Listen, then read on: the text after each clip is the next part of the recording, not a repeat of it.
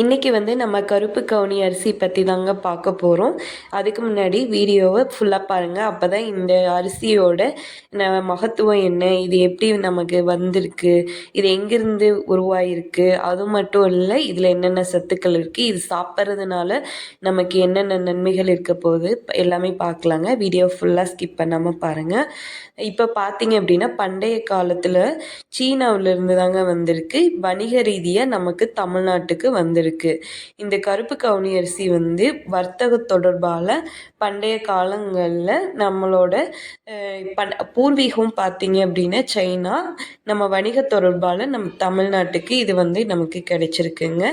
அந்த காலகட்டத்தில் பார்த்தீங்க அப்படின்னா அரசர்கள் மட்டும்தான் இந்த அரிசியை பயன்படுத்திட்டு வந்தாங்க. ராஜாக்கள் மட்டும் சாப்பிடக்கூடிய அரிசியாக இருந்துச்சு.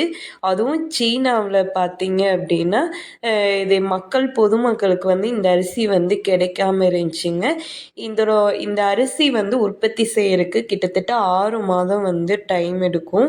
150லேருந்து 170 நாட்கள் இதுக்கு டைம் எடுக்குங்க.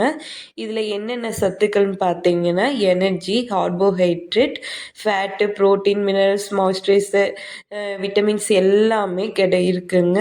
இதில் பார்த்தீங்கன்னா 100 கிராம் இருக்குது. இவ்வளோ இருக்குது.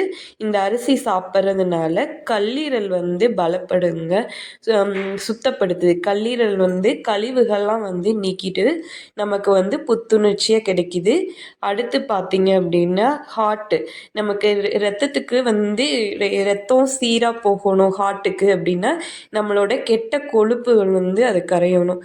அப்போ கொழுப்புகளை கரைச்சி ரத்தம் சீராக ஹார்ட்டுக்கு போனால் தான் நமக்கு அட்டாக் அந்த மாதிரி ஒரு விஷயம் வராது.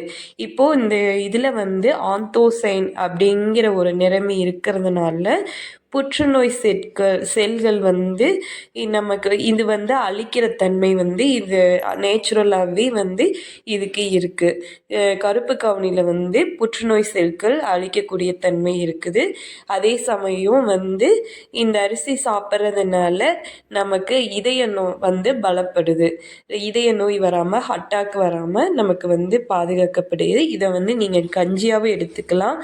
உணவில் இட்லி, தோசை நீங்கள் எப்படி வேணாலும் சேர்த்துக்கலாம். ஆனால் வாரத்துக்கு 3லேருந்து 4 தடவையாவது நீங்கள் அடிக்கடி இதை சேர்த்துக்குங்க.